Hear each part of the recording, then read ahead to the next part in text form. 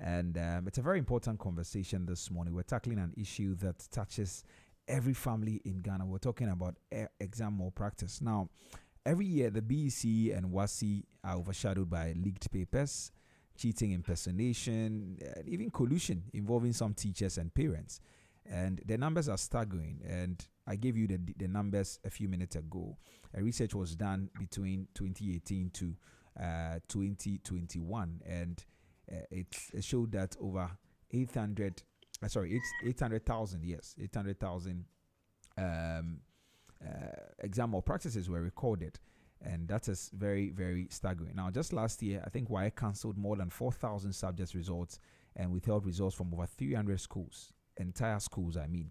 And so the big question is that who are we blaming? Who is to blame? Is it the parents? Is it the teachers, the students, or is the system itself that is broken?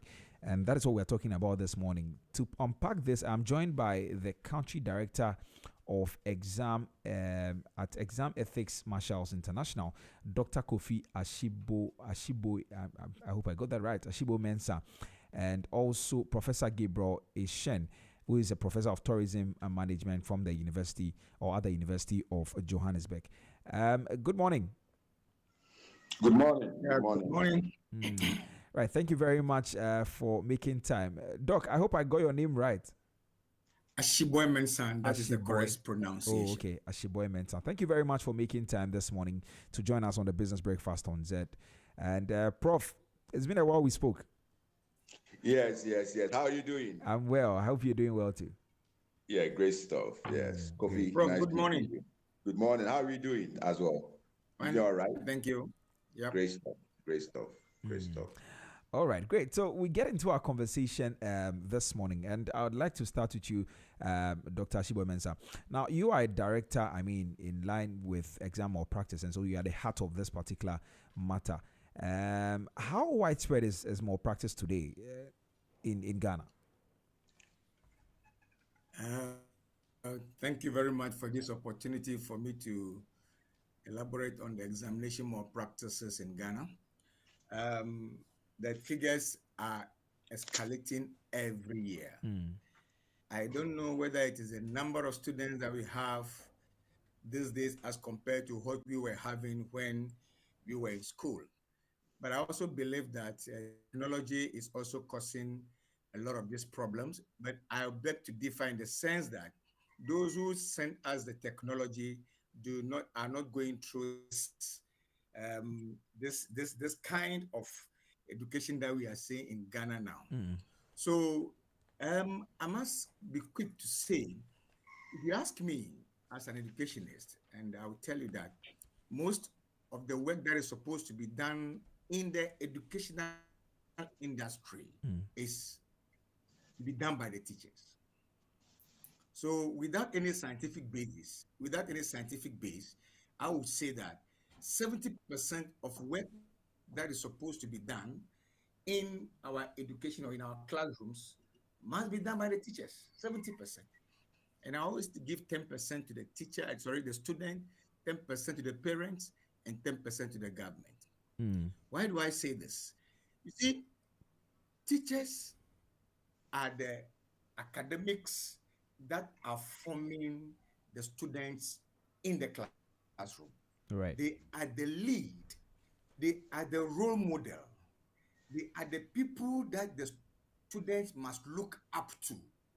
So if this very teacher is not doing what he is supposed to do as a role model, you can imagine what the students will be emulating, will be learning from them. Okay, so it is our responsibility as teachers to make sure that whatever we tell the student in the classroom are abide by. Right. Children learn when they see more than when they hear. For example, it is wrong for a teacher to receive phone call in class. All right? But as a teacher will be in the classroom to receive phone calls. What are you telling the student? The lesson is not important. The lesson that you are teaching them is not important. So at the end of the day, he has taken some kind of training from you as a teacher these little things that we try to ignore are the consequences of what we are seeing today. Because the teacher himself knows that I haven't done well in the year. So what must I do for my students to pass? So that people will say that, oh, teacher X is good, teacher Y is good. In the prelims, I think this is what I'll be saying for now. For now. Maybe we'll go ahead and then we talk more about it. Yes, we'll talk a bit more about it. And I sense the issue about pressure in what you just said. And so we'll touch on all of that very, very soon. But what are the forms of more practices we are seeing most often? Is it the use of mobile phones? Of malpractice. Is it for me again? Yes, for you. The forms of the malpractice are, maybe you want to look at collusion, you want to look at impersonation, you want to look at, how do you call it,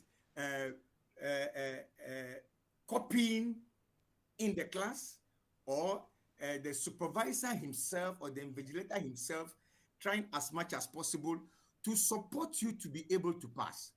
People do this by putting some few things in their pocket, even at their private parts, to be able to make sure that they get into the exam room with all these things. And these are some of the things that are making our examinations to be on the wrong path. Smuggling in foreign materials, leakage of examination questions by those who are in charge. For instance, if I'm in charge of examination questions, if my integrity is wrong, I'll take that question, begin to sell because I want money. I think money has become the crux of the issue now. Money is now the base. Because the one who is in charge of the examination papers, what kind of integrity has he got to say that I'm going to sell this to make money, so that tomorrow, when the people that we are selling these things to go to copy and they don't know what they are even writing an exam, and they become the medical doctor, they become the structural engineer, they become the electronics engineer. What kind of engineer are we bringing out into this country? We need to have that question for ourselves. Who are the people who are in charge of the examination? Who are the people who are in charge of the children? Who are the people who are in charge of the schools in Ghana? I'm talking about Ghana Education Service. Who are the people in charge? Can we sit down and have a thorough discussion in that we'll be able to annex this problem? You see, the point is that if we can't tackle this thing from the side of the students alone, I want to say that the students are not the people that we should be blaming. The students should be isolated in this case. The issue is coming from somewhere. Okay? Right. So if you're able to tackle WAEC, who are in charge of your examination questions.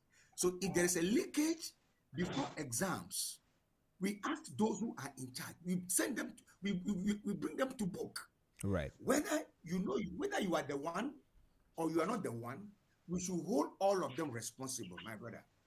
If you want to shy away for holding these people responsible, this will continue. Right. Okay. So once we hear there's a leakage in an examination before exams, all those who have seen the questions, all those who have said the questions, and all those things should be held responsible in the first place before the leakage.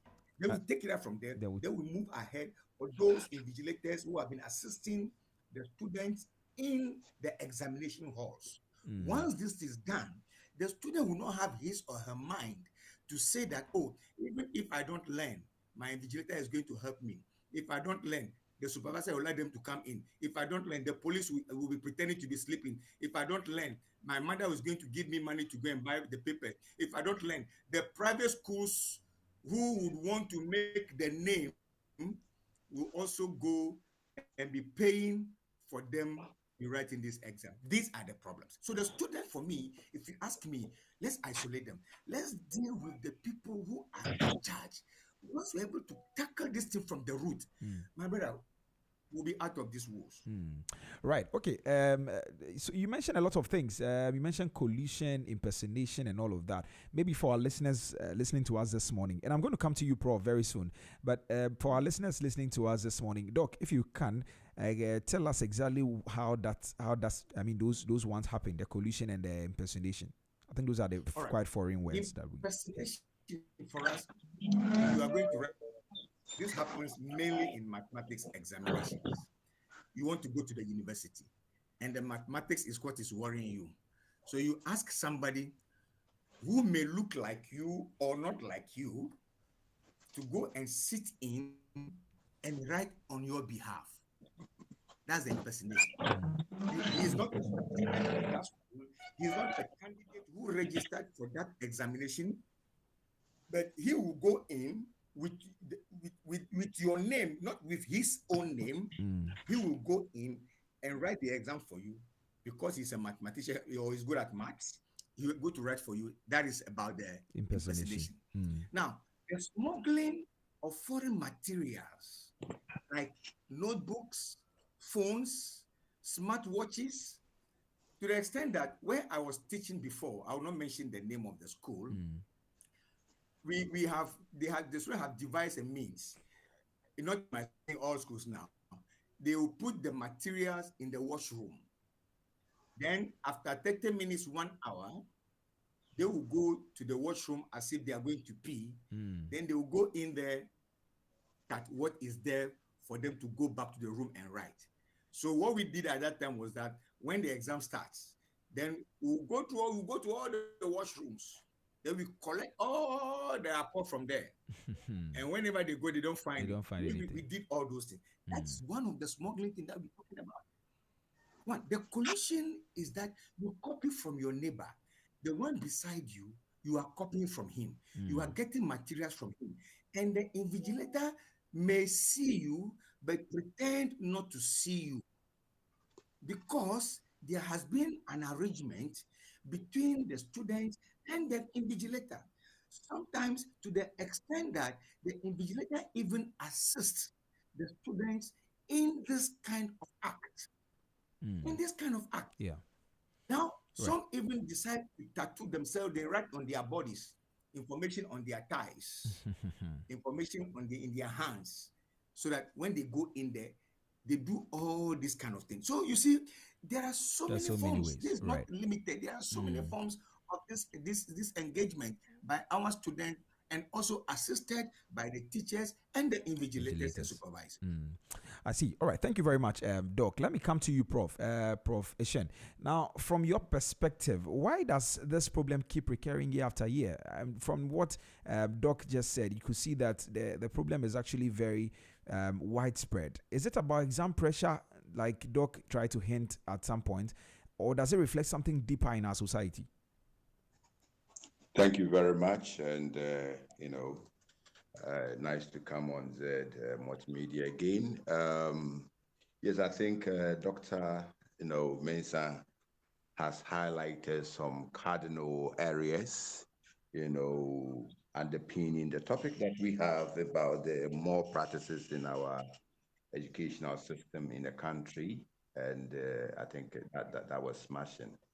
I just want to add that when it comes to education in general, and now with the particular focus on more practice, we have the micro and the macro, factors. And there are seven pressures when it comes to issues of more practice. What actually caused the more practices? There are actually 7 P's, and I'm going to take them, one after the other. These 7 P's, the first one is the peer pressure. The second is personal pressure. The third one is the parental pressure. We have the promotional pressure. We have political pressure. Then we have pecuniary pressure and pedagogical pressure. And this is what I mean. At the micro level, which involves the peer pressure and the parental pressure, peer pressure, as we know, is you are in a bad group and they influence you, to do likewise, because birds of the same feathers, they flock together. So they say, okay, we're going to cheat, and they go ahead and just do that because there's a pressure on you to perform like your friends, and they coerce you sometimes even the way for you to engage in cheating during exams. The second point is the personal one, the fear of failure, a person failing, that personal feeling like I don't want to really fail these exams, kind of sometimes bringing this, propinquity of really looking at, okay, I'm going to pass these exams by any means necessary.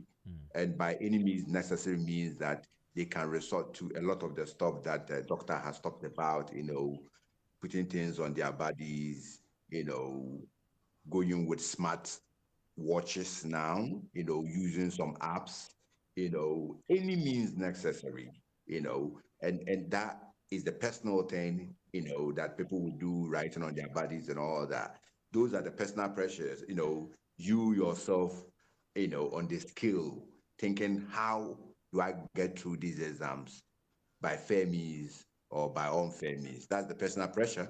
Then we have the parental pressure, where parents want to compare themselves with the Joneses. So they have this aluta continua mindset where they were in school, they may have underperformed, and they want you to continue where they left off. So they'll make sure that their children get materials, or they are able to pay themselves through one way or the other so that they can get the right material to pass the exams. And it's a big thing.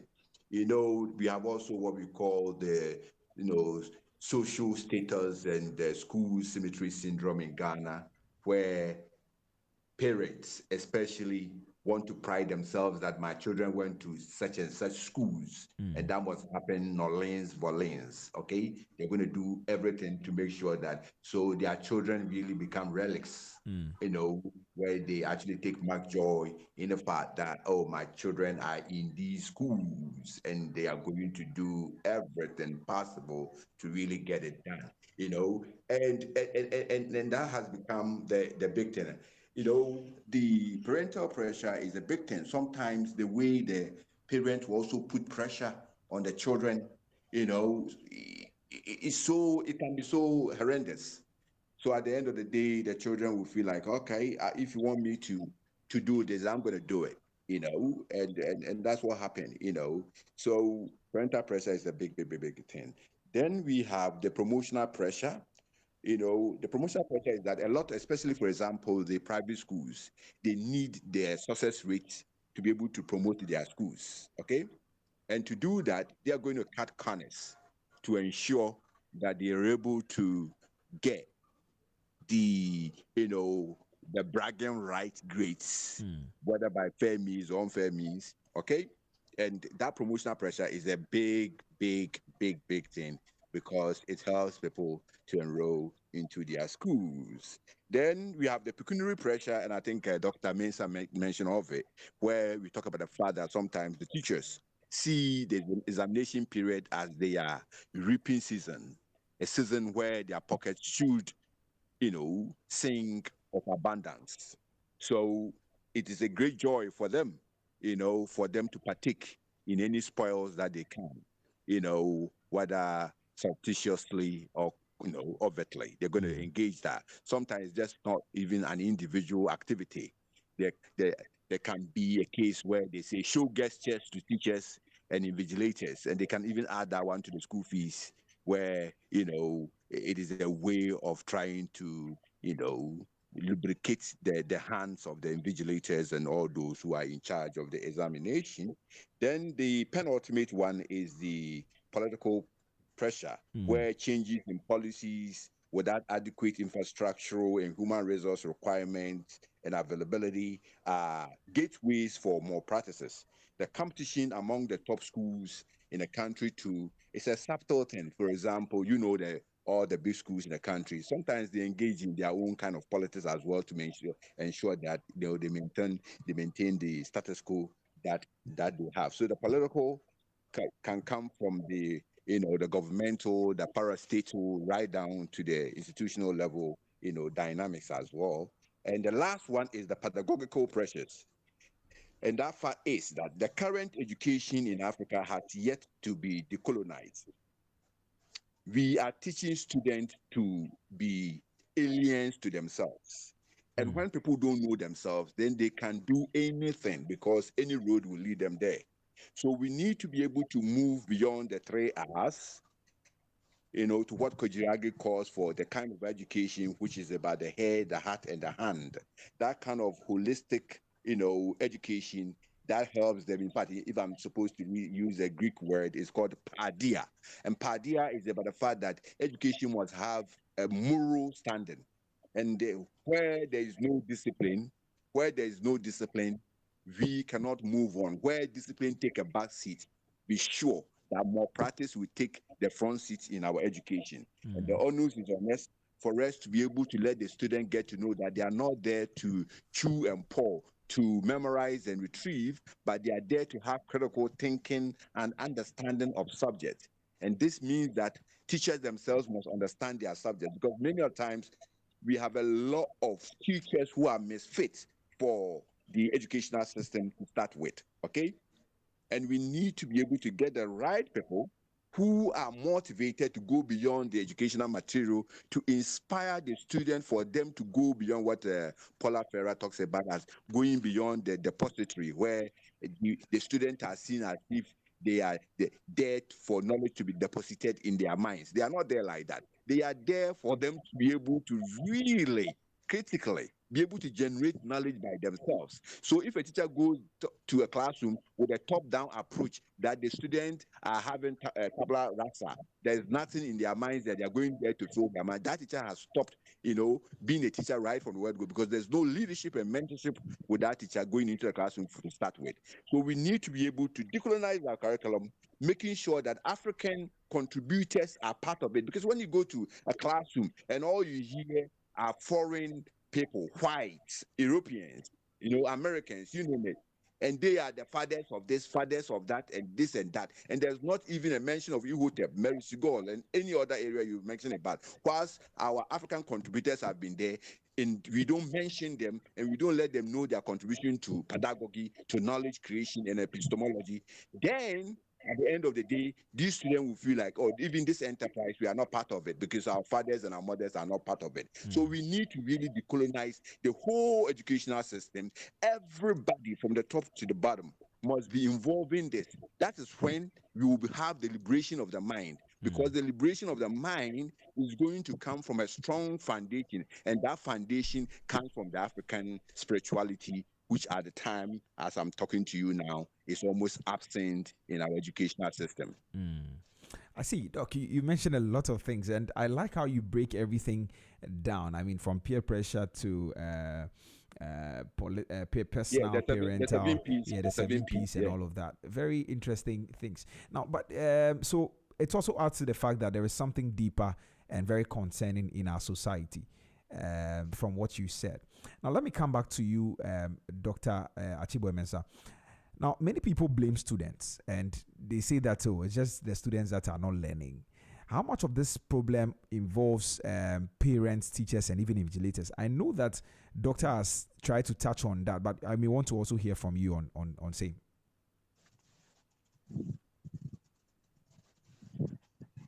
Is that to me? No, that's Doc, Dr. Ashiboe-Mensah. Okay. Hello, Doc. Hello. All right. Can you hear me Doc, now? are you still with us? Yes, we can hear you. Can you hear me now? Yeah, we can hear you. Yes. Okay, good. I asked a question that why are the students not learning? Now, for a student to learn depends on how the teacher teaches. If the teacher teaches coherently, if the teacher teaches with all seriousness, if the instruction is so active, if the instruction is student-centered, when students are active in the class, they will learn. But if you are doing teacher-centered method of teaching. Come, tell the story, then you let them go home. What would they go and learn? So students don't learn, one, because of the way we teach. Students may not learn because the home that they are coming from, because of the home that they are coming from.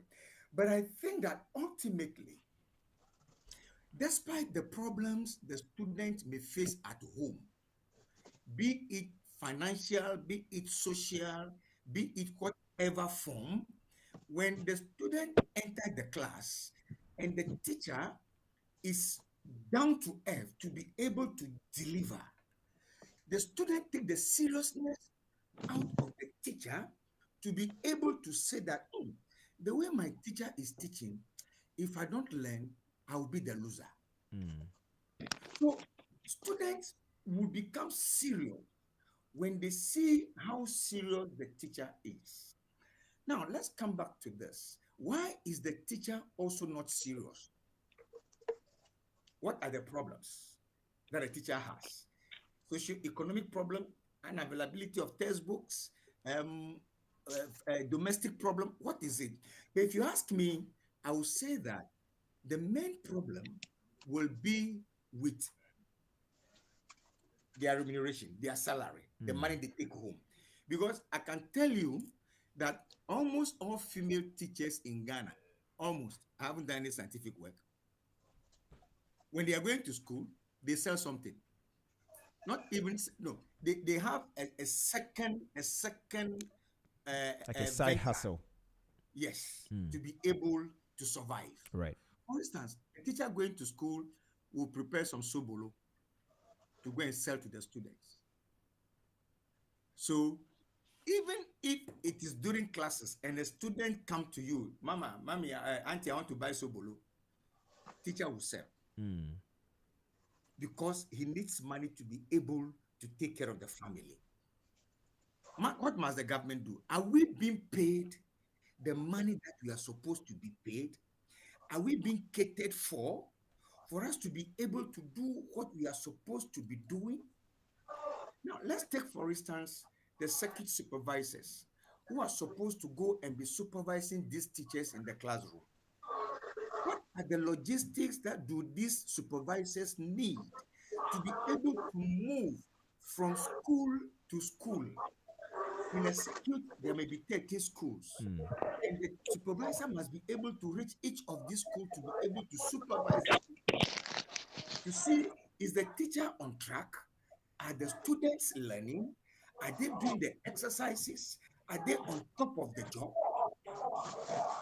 In some villages, the supervisor wouldn't go. The day he goes, then it is the teachers who contribute some money for his transportation. When it is time for him to go, and there is no money for him to go, no motorbike, no car, no transportation, nothing, he goes to the farm. The day he goes to the school, then the teachers must be ready to at least compensate him, give you some transportation to go back to his station. So if that person receives that money, what kind of seriousness will he put in the supervisory work that they do? Right. So it has broken down. The system is broken down from the top. I must be very frank. It is broken down from the top and it is descending. Yesterday, I listened to Mr. Charles Chega. He said, invigilation is no more compulsory. So teachers are not forced to go and invigilate. If they give you that it is 60 cedis per invigilation, you either take it or you leave it. But when you take it and go ahead and collude with the candidates to support them to write what they don't know, then you are culpable. So these are some of the few things. But ultimately, I want to say that teachers must be on top of the job, where they should be able to instill that fear of God in the kids. They must be the example that the students must be able to emulate. If the teacher goes to class and makes sure that the exercise that he does or the student does for him, the student do for him, if he supervises, he marks, he give them feedback, give them the correction, don't do this one, do this. In exam, this is how it is going to come. With all this coaching, no student or even more students will not be engaged in this malpractice. Now, why is the malpractice spreading? It is spread because maybe school A is a very good school. The teachers are good, right? Yeah. They are very good and the students are very good. School B, the teachers are not good. They are not good. Then they are engaging in examination malpractices. They are doing it and they are passing. They are doing well and their name is going up. And you who has been known to be the good school, you are not doing well. So school A will now say, oh, okay, if that's the case, I'm also going to do the same thing because when they are doing it, nothing is being done to them. So I'm also going to do the same. All right. This is how the whole thing is spreading. It's spreading. I see. When I look at the data now, I've seen that one of the regions is consistently, tagged as the examination malpractice hub. Yeah. Why must it be so? So I think that we need to begin the thing from the head where the root must be taken off. And I want to say that our supervision strategies are very, very poor. The supervisors who are supposed to be going from school to school, they don't have motorbikes. They don't have any logistics. How can they supervise to make sure the teacher is doing the right thing? At least, if we can begin from the middle here and equip the circuit supervisors, equip the district directors, that you have school under you. We do not want to see any examination or hear any examination malpractice in my district. Every director of education must be given the responsibility to say that, Director, District A, we don't want to see here coming next year, we do not want to hear any examination malpractice from your district.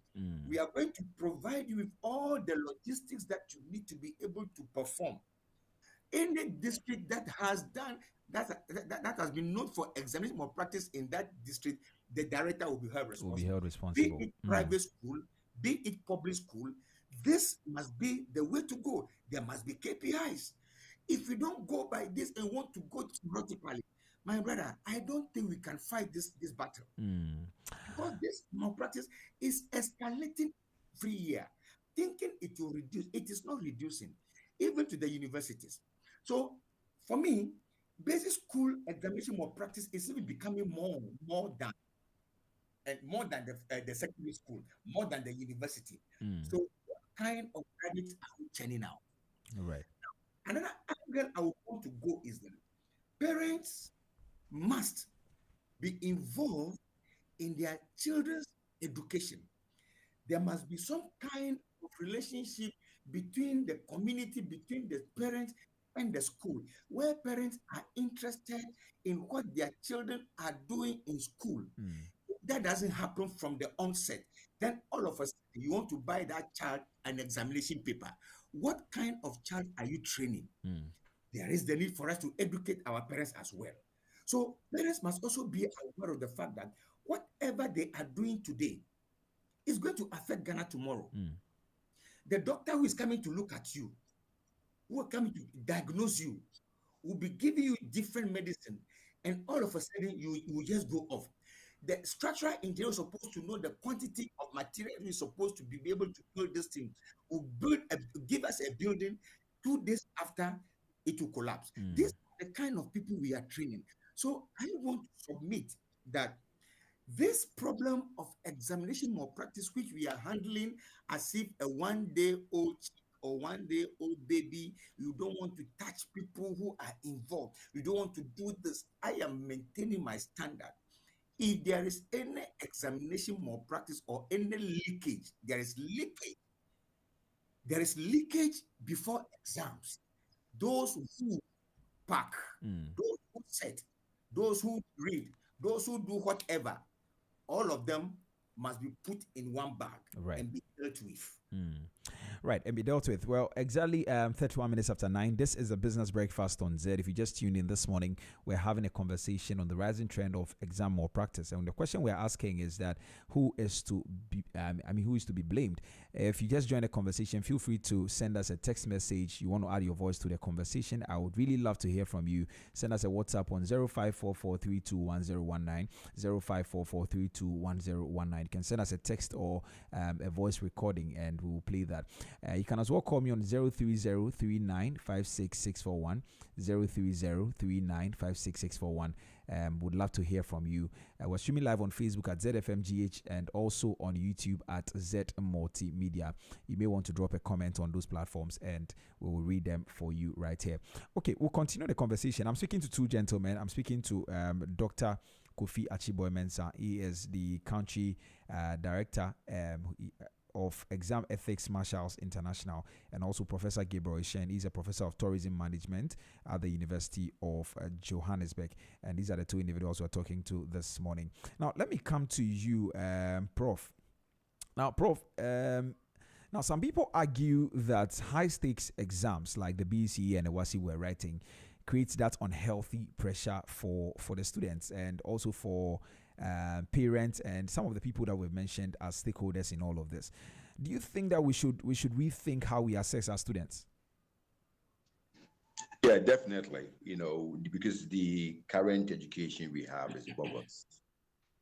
Is the education we have now is not going to contribute to the African emancipation.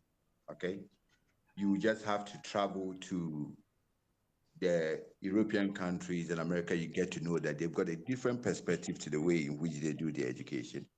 I remember when I was doing my master's, then I just read something dawned on me that at the University of Leicester in the UK, I just dawned on me that, the lecturers there were not seeking to make life difficult for you, okay? There's a lot of frustration that teachers bring into the classroom, all right? And that's why I said my framework, the 7 P's of educational malpractices in Ghana, that are touted. We need to really look at it from the micro to the macro. Then we'll be able to look at the stakeholders and how we should function. If not, we'll be making a lot of rhetoric and it's going to create marketing roundabouts without nothing to show. All right. Yeah. We need to really get to know where are the issues and how do we really tackle them practically, because we are not going anywhere with the education that we have, and we have got the resources in the country, people trained in diverse fields and all that. The time is now for us to kind of look at what kind of education are we looking at. Then that will even help us to look at what kind of teaching methods that we are going to really get into it. Okay? Right. Because if you're going to build an Afrocentric perspective, for example, all right, there are many ways in which even storytelling were used as methods for teaching. Okay? And we're able to get knowledge from that. We love the lecture method where it's top down. What happened to discussion? Can't we use discussion? Can't we use field trips? What are the other ways? Problem solving methods. There are many ones, demonstrations and all that, giving people project to do. And during the project in the UK, I just realized that you've paid your school fees.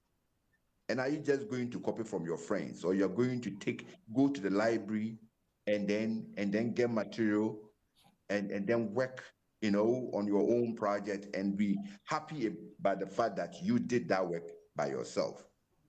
But there's so much joy writing from at the back of others. You give a group assignment, there's no oversight for it, and just one person or two will do the work, and some people will even tip those who are doing the work, okay? And then they submit, because it's all about the fact that we want the certificate. And that certification mindset is why we have a lot of people with a lot of titles in the country, okay? It's all part of the egocentric nature of some people, okay? The fact that let's just get certificates without actually getting to know at least some of the rudimentaries of the area in which we are actually seeking to be, getting the certificate from. This is why we need to let the student get to know, first and foremost, that listen, the Infantine Secondary School has got a very nice motto. It say, "Or brain warabo, life is as you make it." Okay. Right. If we can make the student get to know that, listen, we are preparing you for the road, and we are not preparing the road for you. Okay. Then that will help them for them to even see failure as part of life. But we are in a society where failure is even frowned upon. No, failure is part. You fail, you learn, you move on. You know, that's how life is, and that is the beauty. You know, so first of all, before I end on this, I'm just gonna say two things. I always believe in the micro for the revolution of the African. And the micro, I mean the personal and the home, the parents. Okay? Morning, sir. Right. The parents have a cardinal role to play. The parents have what? A cardinal role. Hello? Hello, Prof. Okay. Yes. Yeah, somebody turn my mic off. Oh, sorry. We can hear you now. Okay. All right. What I'm saying is, parents have got a huge role. I remember when I was in Augustine's. Okay, I'm second batch SSS. Then the first results was horrible. Okay, our first batch, it was really horrible. Their results. So when I came from Augustine's and my mother saw me, she says, "Why are you morose?" Then I said that our seniors didn't do well at school. Then my mother looked at me and said that, "Do not worry, during your time you will pass." You know, that motivation, okay, that you can make it, you get it, got me to study so hard. And I remember during my time, I was the only one who qualified for the university at that time. I'm not saying that because my mother said that only, but I put, you know, really, I was not waiting for any hecklers to get me out of the mud. I put my shoulder to the wheel, okay? Parents are supposed to motivate, and not coerce. I said motivate and inspire their children to learn and learn hard, you know, and for them to achieve their grades on merit. Parents have got that duty to do that. Right. Secondly, we need to also let the student get to know, right from the word go, that education is not the end in itself. Okay, this schooling system is not the end of it, but they will need it to be able to what? To navigate some of the areas of life. Right.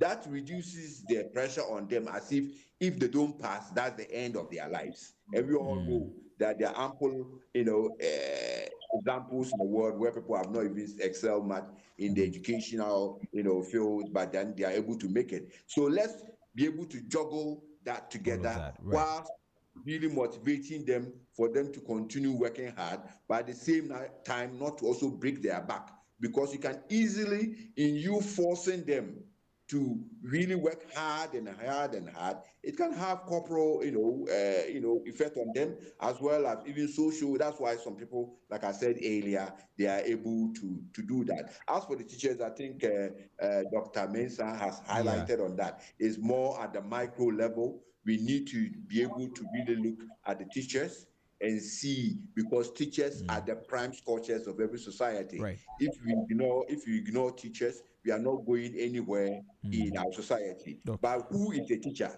Who is a teacher? That's the question.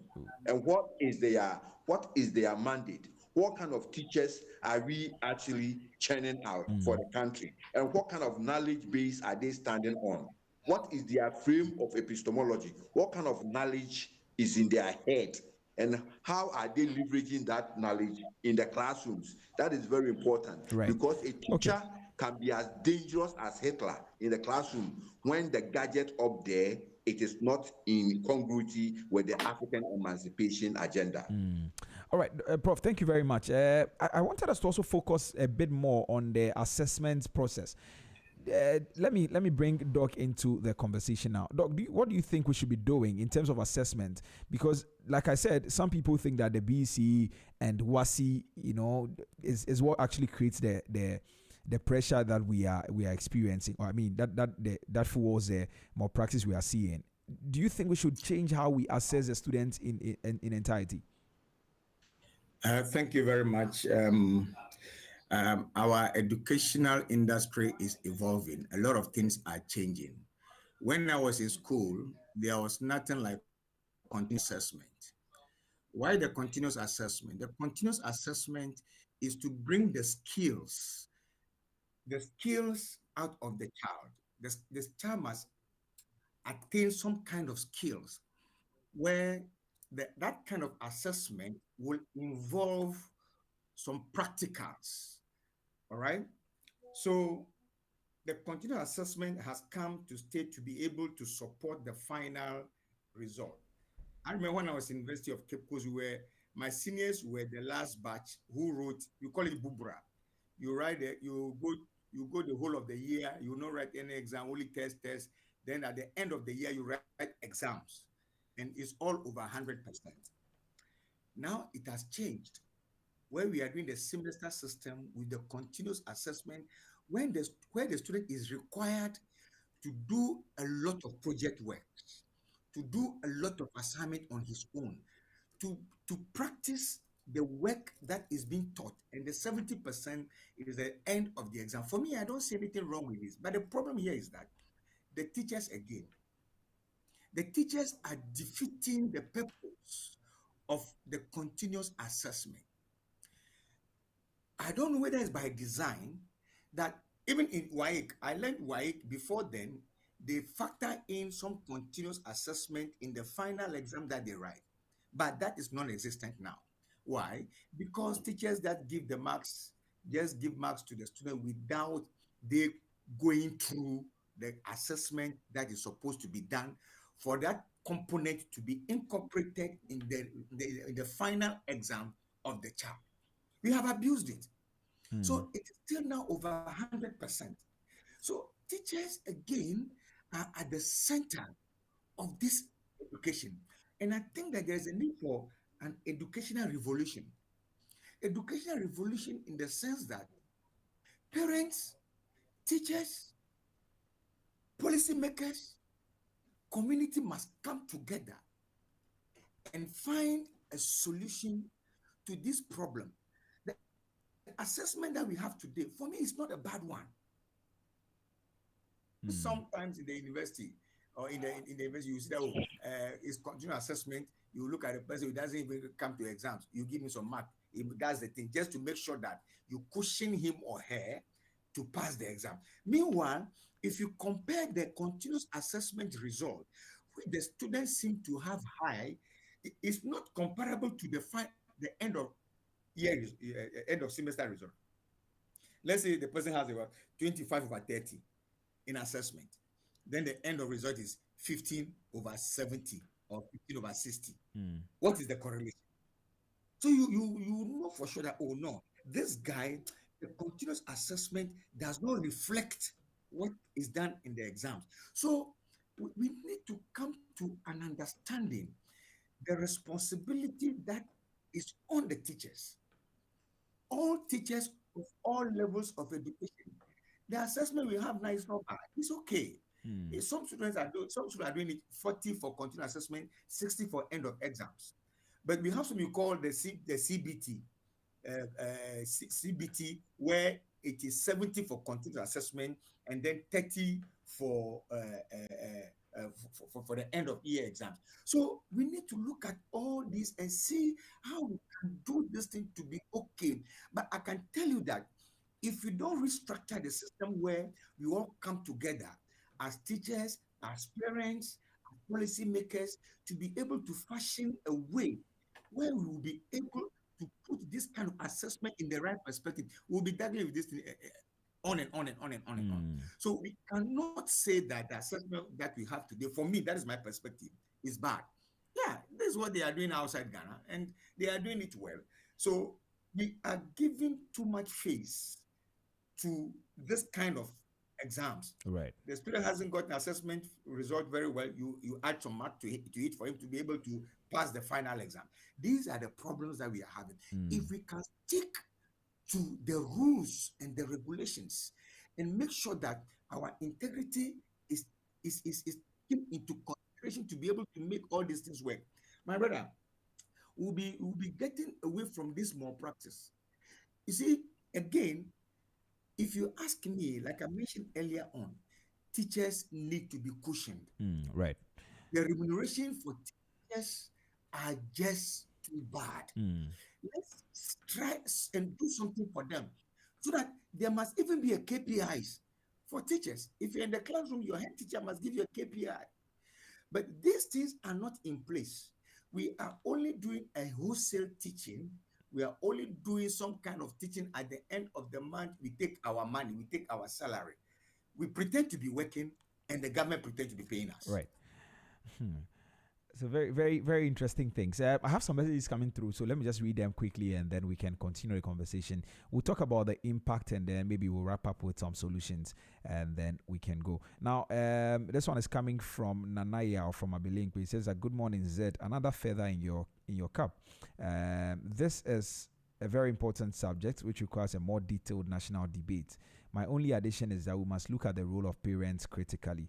Thank you, and God bless you, Zed." Thank you very much, Nanaya, for sending that message. You can as well send yours if you want to add your voice to the conversation. I would love to hear from you. The number to send a WhatsApp to is 0544321019, 054432 1019, 0544321019, and you can call us on 03039566641, 03039566641, and then we'll give you the opportunity to share your thoughts with us this morning. And like I said, we're streaming live on Facebook at ZFMGH, and also on YouTube at Z Multimedia. You may want to drop a comment under any of those posts, and then we'll read them for you accordingly. All right, let's continue the conversation. And now, one particular aspect, I know we've talked about it, but we haven't really spoken very much about it, is about the schools. Now, there's been instances where some entire schools had results withheld somewhere in 2024. I mean, it's been happening several years. But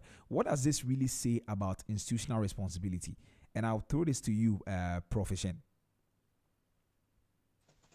Yes, we have to be very careful not to blame the school, entirely, because school is like a church, and people come there with their various sins.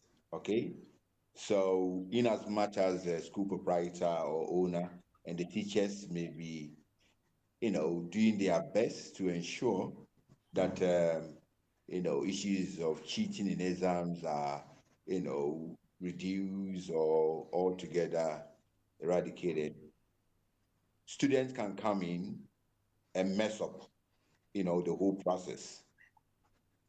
But then again, the authorities can also not absolve themselves, fully from such an occurrence, because they have the duty to be able to really, really, have the eagle eyes to be able to see how students move into the examination halls and out of it. You see, and then again, I go back to the promotional pressure. The promotional pressure of using the success rate as a way of marketing schools has become a great bait that sometimes even the elders in the house will pretend to be sleeping when their eyes are awake, so far as they can get away with the eyes drowsy, and people doing what they want. It is all strategic. It is this strategic blindness that we need to be able to really look at, because at the end of the day, there's pressure on the schools to perform.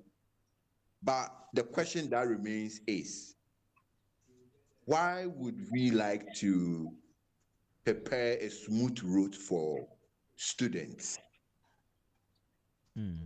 only for them to later on realize that we have sold them a lie? You see? The onus is on us right away. For teachers, we can increase their pecuniary benefit to 1,000%. Okay, a study by the Horton studies, all right, in management, shows that when they really consider the social angle, you see, to things, teachers must get to know that yes, the pecuniary benefit must come, and I support this in total. Okay, it must come. We must do well to look at their welfare. But we cannot have teachers who are there and they don't have Africa being born in them. Right. Okay, they are just there to pick money. They are just there to collect their salary. That's not the kind of teacher we want in the 21st century. Kojiagi and the rest were going around Africa, okay? Letting people get to know that education is our pathway to our emancipation. We've forgotten the main agenda. The main agenda is that education should come, okay, to help us to be able to wrestle ourselves out of the cocoons of colonialism and neocolonialism. That is our agenda. And we have forgotten all about it. And all we look at is that we are still looking for that kind of education that makes us to go into the councils and do the white person's bidding. Okay? The 3 hours again. People just go and we go again and into politics and we go again into all this. No, that's not the kind of education we are looking at. We are looking for the revolutionary education. The education that makes the African enjoy himself as somebody. Okay? Hold on everywhere he goes. He have that sense of dignity as an African personality. That new African personality is what we are looking at. And therefore, we should go back to the basis. And I say this, the pedagogical pressure, we need to go back to what is pedagogy. What kind of pedagogy are we actually imbibing now? Then we will be able to look in the face of that monster and do the right things right. Because with that, the African personality, the moral fibers of things will come in. Then we will know our left from our right, that this is not African. This thing you are talking about is not African. But when we are confused, then every road will get us there. You see? And that's why we need to have the right mindset from the word go. It's not about flashy buildings and all that, okay? Right. It is about the fact that we need to reorient our minds. Yeah, Prof. So very important. It's still on you. So what is example practice doing to to the moral compass of our next generation from where you sit? I mean, beyond all the numbers. You see, we have something called fierce agency. Okay, in this country, when you look at it, Africans must have. You say we should have the fierce agency. Okay, we must have the fearless honesty. Okay, you have all these nice terminologies in there. Okay. The time has come that we must be able to really look in the mirror and ask ourselves, what kind of education are we giving to ourselves? And how has this kind of education helped us? If we are able to ask that, then issues of examination and all that will become an appurtenance to it, okay? Because this is education. If education is a way of just trying to let people enter the door and go into life, then that education has failed us. I have never been afraid of exams, and I'm not saying it to brag, okay? Because why? I just realized that education is a time where you actually show that you have understood what your teacher has taught you. But if teachers come into classrooms and they say that, hey, my subject is so difficult, nobody has gotten 100% before, okay? Then how do you want the student to go ahead and do well in the exams? So we have a mindset, the cane mentality, okay, that there's this force that I am at the top here, you are not like me. Teachers don't even sometimes want themselves to be questioned. Then how can the student be curious? Because without curiosity, there's no knowledge, okay? So we need to decolonize the classroom. That's why Nkrumah said, he says that let's bring the gun to town. The gun, the academic gun, let's bring it to town. My friend Mumudu from De Montfort University will say that let's bring academia to classroom and classroom to what? To academia. That similitude, that synergy is what we are looking at. I don't really think much about examinations. What I think about is that we need to overhaul our education system. Then the education and the exams, they'll find themselves in the right place, because when the teachers themselves are having the right kind of perspective to knowledge, and knowledge dissemination. The students themselves will even enjoy the lectures. We have teachers that go into classroom and nobody is absent. And we have teachers that go into classroom and people want to really. I remember in Augustine, our teacher Pogwe, an ever chap. He made physics so easy, physics, that people were just. It was so nice because he had a different approach to teaching the subject. You see, that is what I'm talking about. Teachers that motivate, right, that inspire, let you go beyond even the material. Those are the teachers. They were not complaining about finances at that time. I'm not saying we shouldn't look at the finances, but they were passionate about our educational system. right. We are losing the patriotism, okay? And always hiding behind the facade of other things that at the end of the day create more, discombobulation in the way in which we should really articulate, going forward. Right. Prof, thank you very much. I want to come to you, Doc, still on the moral compass of our generation. What exactly? I'm looking at the impact on education and also society. I'm going to come to how it affects the credibility of our certificates, but I want you to speak to that as well. How this exam or practice we're talking about, what exactly is it doing to the moral compass of our next generation?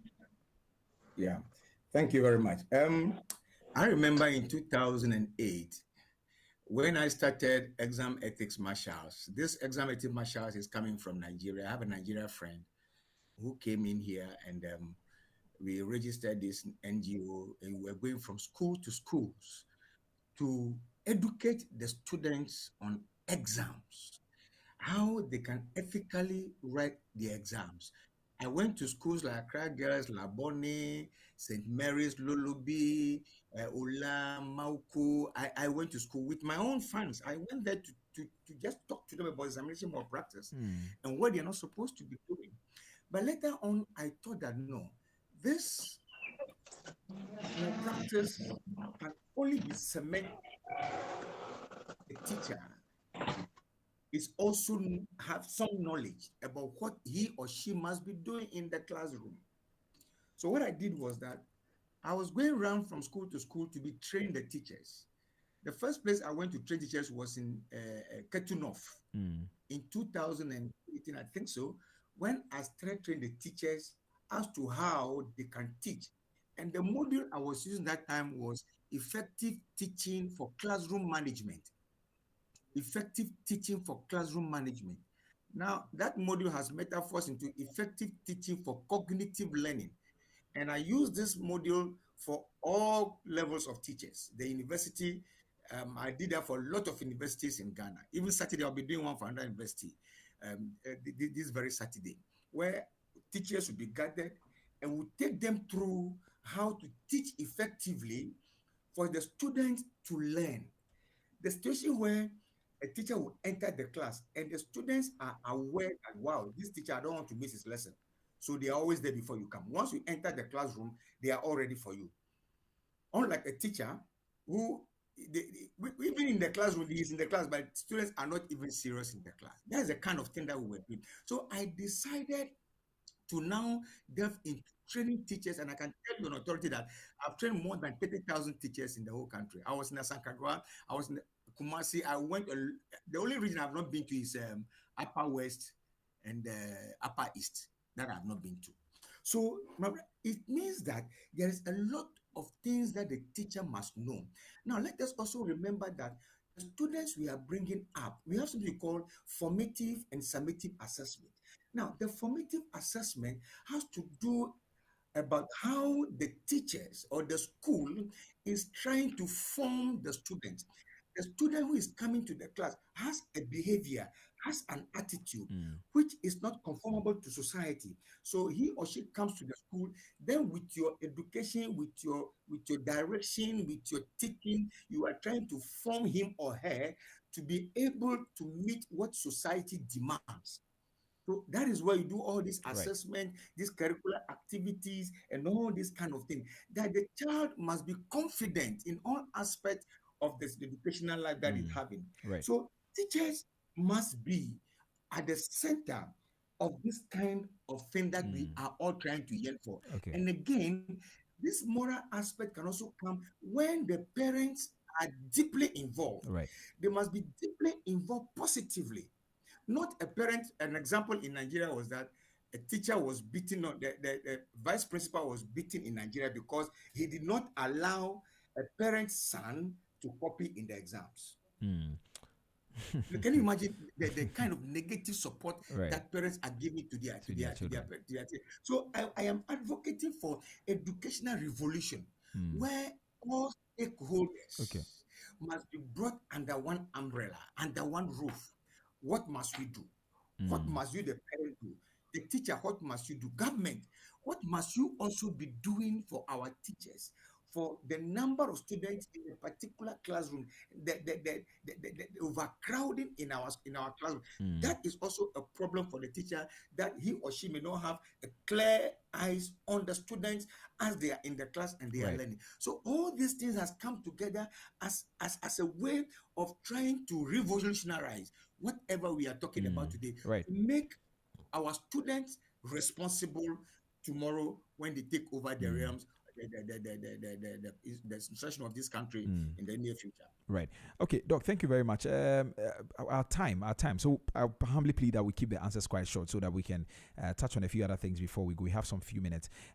So I wanted us to also look at how this malpractice affects the credibility of our certificates here and abroad. I know that once people don't believe in the weight or the seriousness we attach to some of these exams, and we know that, and they know that it is covered with all, or it is filled with all sort of malpractice, it is going to affect the weight of a certificate. Maybe you may want to touch on that briefly, Prof. Eshun. Hello, Prof. Hello. Yes. Thank you very much. Yes, it's a big issue, but the caveat is that, you must be careful also not to fall into the traps of these Afro-pessimistic narratives of always touting the negative things in Africa, okay? We need to be very careful. In as much as we should not condone more practices and all that, you must also not give too much weight to it as if it is is a cancer eating every bit of our, body of knowledge and the establishment in Africa.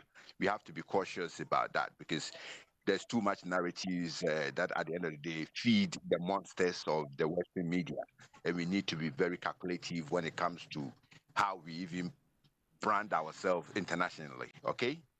You are aware, and our listeners are aware, that despite all the more practices that we have and all the effort that we are putting in place to really try to combat it, the statistics out there shows clearly how Ghanaians move out of this place. They go into Europe, America, Canada, you name it, and they still do excellent, most of them, all right? Yeah. So we have to tackle the more practice, but we do not have to really make the calf become the tie.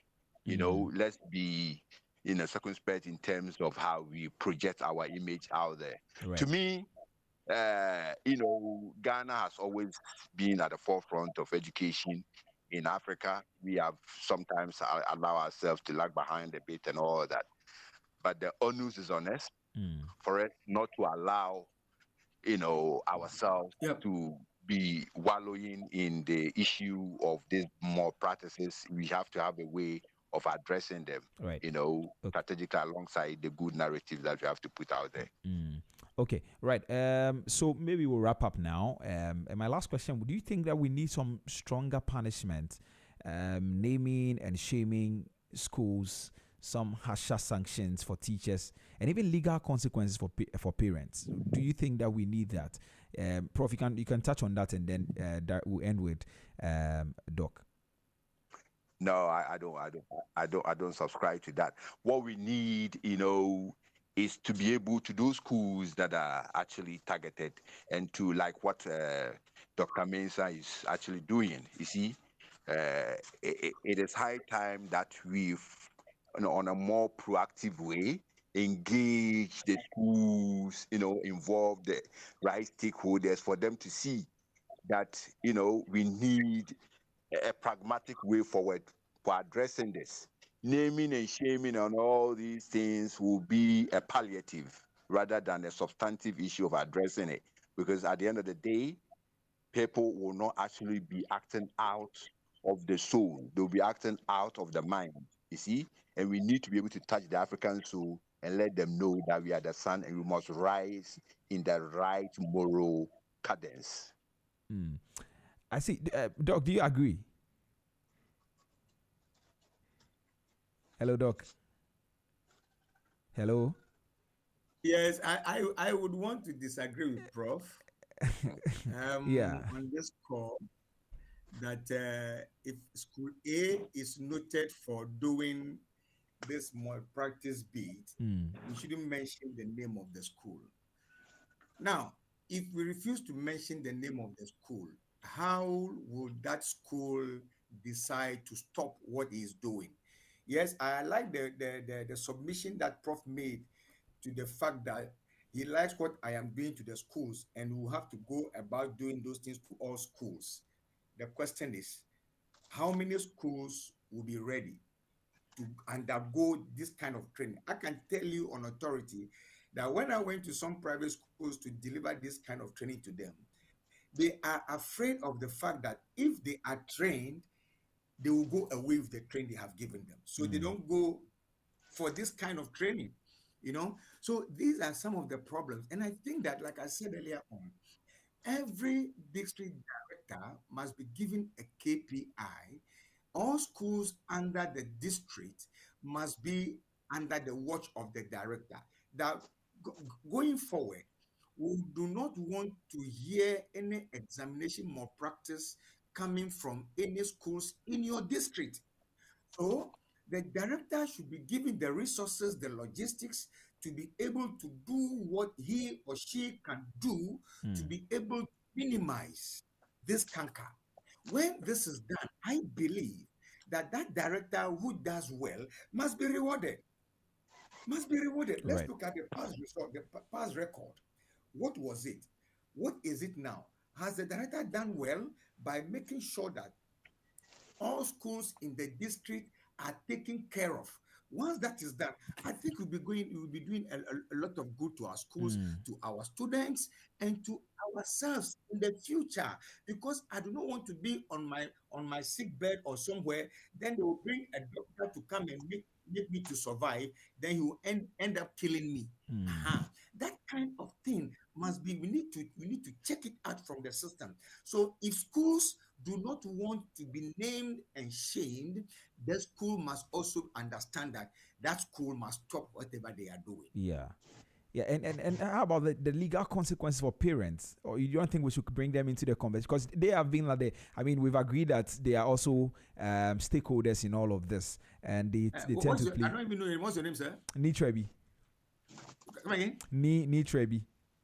Oh, that name is stronger than my tongue. All right. So what I'm going to say is that parents, like I said earlier on, look, we need to bring parents on board. Every school, we need to do this not on a wholesale basis. It should be done school by school. Right. School A in every district must bring parents on board. Any parents who do not attend this program must be sanctioned. It should be a well-organized program where parents and teachers and policymakers will meet. The community leaders will have to meet in each school, be it a private school, be it a public school. Every parent must make sure he or she attends that program. And whatever program that whoever is going to deliver those information will bring on board will be a program that each and everyone will become responsible. Right. Look, if we don't do this, look, I'm even talking about the bush, saying the same thing all the time. Then we are not tackling the problem on the ground. Right. We need to tackle the problem on the ground and take this thing away from our system to have a very fair and free educational system. I was even talking about the legal consequence for the parents themselves. I mean, once I don't know if it is realistic, but let me give opportunity to Prof. The legal consequence for the parents, yes. If your child mention your name, that you are the cause of whatever I have done today, then you must be taken on. Because we cannot take on a parent who has no idea about where the guy has gone to get has gone to the malpractice. He has no idea. and you want, because that is the parent, you want to sanction that parent. No, but the child must be able to mention that it is my mother who encouraged me to go and do A, B, C, D. It's my mother who gave me the money to somebody to come and give me the paper. It is my mother who paid the money to the school. The school says that, okay, our school fees for this term is going to be 20% increment, because we have to go and see the invigilator, see the supervisor, to be able to allow us to write exam with some collusion. If that is the case, parents must be taken on. All right. They must not be left out, because they are part of the system. If not for them, the system would have been clean. All right. So we need to tackle this thing, I mean, head on, not to be differentiating, picking and choosing. It should be a wholesale way of trying to solve this, because this is our bedrock. This is the foundation of our society. Right. If education fails, then everything is gone wrong. Everything will be bad for us. So I think the parents must be taken on, if really they are aware that this is what they are participating in. All right. I feel like we should close, but let me just give Prof some 30 seconds to give a rebuttal to what you said. I mean, you're in your disagreement. Prof, you can do that if you would want to. Hello, Prof. Hello, Prof. Okay, I think we lost. But thank you very much. I'm really grateful. It's been a very powerful conversation. Thank you very much, Dr. Kofi Ashiboe-Mensah. Doc, thank you very much for your time.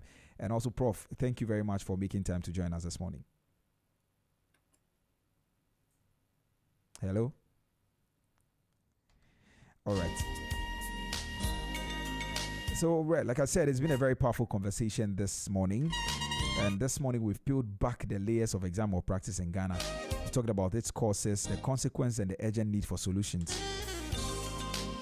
We've heard how this issue isn't just about students copying answers in exam hall. It's also about parents, teachers, and schools, and the system itself. And more importantly, it's about the kind of future we are shaping for our young people. Because as we've all seen, I mean, we've all agreed today, the certificates without competence and character are worth very little. So once again, let me thank my guest, Dr. Kofi Ashiboe-Mensah is a country director at Exams Ethics Marshals International. And also Professor Gabriel Eshun is a professor of tourism management at the University of Johannesburg.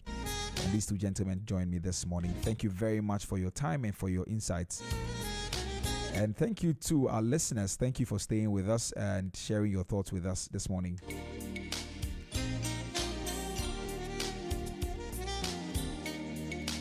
And I received a text from somebody. He says that he's in a car from American House to Accra.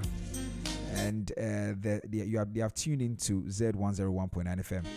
And the driver's name is Chikata. Chikata Utie and Yamin. Thank you very much for listening to us. Keep listening to Z101.9 FM. Of course, we're back again tomorrow for more interesting conversations. Please do well to take very good care of yourself and continue to encourage people to do away or stay away from exam malpractice, really. Because integrity, once lost, is very hard to regain. And if Ghana wants to compete globally, then we must restore trust in our education system, starting with the honesty of every exam script. And this has been Business Breakfast on Z. My name is Nii Trebi Hammond. Let's meet again tomorrow, same time and same place. Until then, please keep learning, keep growing, and above all, keep it honest. And when you think Ghana, think Z. I'll see you tomorrow. Bye-bye.